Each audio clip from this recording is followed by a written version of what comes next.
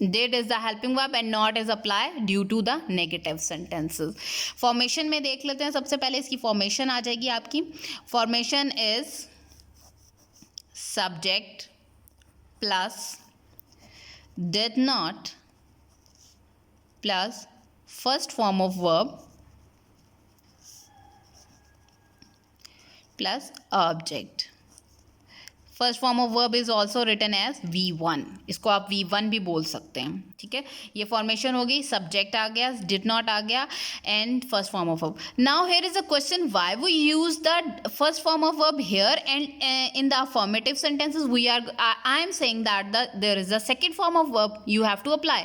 अब यहाँ पर एक क्वेश्चन आ जाता है कि आपने सेकेंड फॉर्म ऑफ वर्ब जो है वो अफर्मेटिव सेंटेंसेस के अंदर अप्लाई करवा दी, आपने बता दिया, लेकिन यहाँ पे नेगेटिव सेंटेंसेस में आप फर्स्ट फॉर्म ऑफ वर्ब बता रही हैं, फर्स्ट में सेकंड जो अफर्मेटिव में सेकंड फॉर्म ऑफ वर्ब की बात की गई.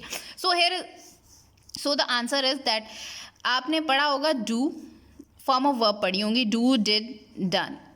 In the present tense, in the present indefinite tense, do is the first form of verb. We are going to use the helping verb do not and does not in the negative sentences, and in interrogative sentences there is the do and does is apply according to the situation of the sentence.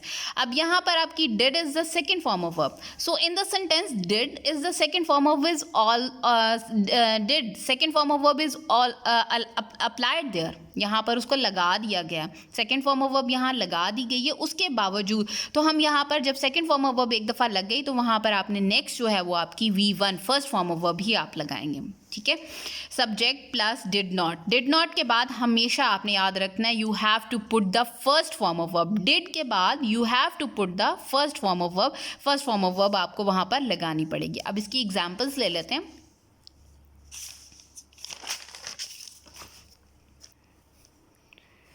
हमने खाना नहीं खाया, वही examples हैं जो हमने पहले लिए. We did not eat food. अब यहाँ पे देखें डिड नॉट डिड लगा दिया गया, that's why I am using eat here. In the previous in the affirmative sentences I write the ate, यहाँ पर एट लगाया गया था. ईट जो है वो फर्स्ट फॉर्म ऑफ वर्ब है, एट जो है वो सेकेंड फॉर्म ऑफ वर्ब है.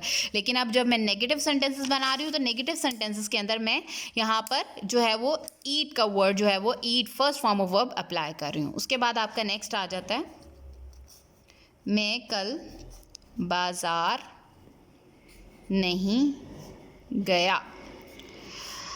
I did not go to market yesterday, the day before. अब यहाँ पे go लगा दिया because went is the second form of verb, so that's why we are using here go, first form of verb.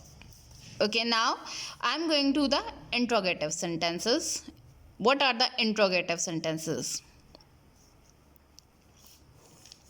Interrogative, we use the did here, helping verb.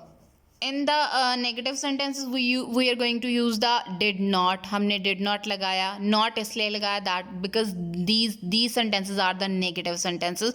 Now we are going to use the did यहाँ पर आपने लगाया तो ये आपका क्या हो गया, that is the interrogative sentences. ये आपके interrogative हैं and the interrogative helping, this is called the helping verb.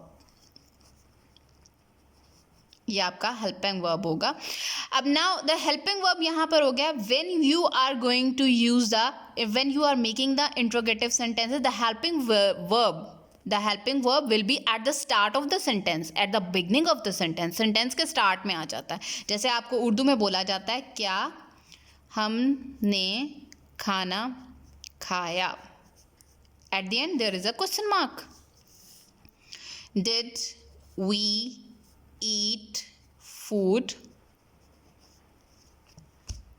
Here is a formation देखें, इसकी सबसे पहले formation देख लेते हैं. did plus subject plus first form of verb. As you know that the first form of verb is used after did. First form of verb plus and the last one is the object. At the end there is a question mark. अब आपने क्या किया, यहाँ पे question mark लगा दिया, did लगाया, first form of verb लगा दी और ये आपका इंट्रोगेटिव बन गया। जब आपने इसको सेंटेंस को चेंज किया, क्या हमने खाना खाया, डिड वी ईट फूड, क्या मैं कल बाजार गया। Did I go to market? Did I go to market yesterday? The day before. At the end there is a question mark.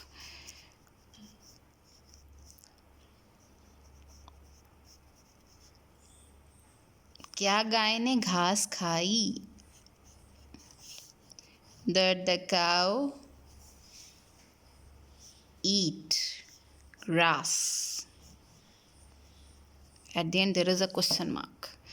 And now there is a question. हमने जैसे आपने पहले किया था, जैसे हमने प्रेजेंट इंडेफिनेट में किया था, वहाँ पर डू और डज दो हेल्पिंग वर्ब इस्तेमाल हुए थे, लेकिन यहाँ पर हमारा एक ही हेल्पिंग वर्ब इस्तेमाल हो रहा है। अब जितने भी आपके सब्जेक्ट होंगे एंड द प्रोनाउन जितने भी होंगे, I, we, you, they, he, she, it, singular name or the plural, singular, plural, we have to use the helping verb that is the did. हमने सबके साथ did ही लगाना है, कोई भी ऐसा नहीं होगा जिसके साथ आपने कुछ और लगाना है, हेल्पिंग वर्ब आपका did ही लगेगा। बाकी आपका ये सारा इसी तरह से आई के साथ भी, हुई के साथ भी, सबके साथ सेम होगा, सेम प्रोसीजर होगा। There is a few examples related to the present tense, present indefinite tense, interrogative and affirmative and the negative sentence. If you have any problem, if you have any confusion, you can discuss with me. Thank you so much.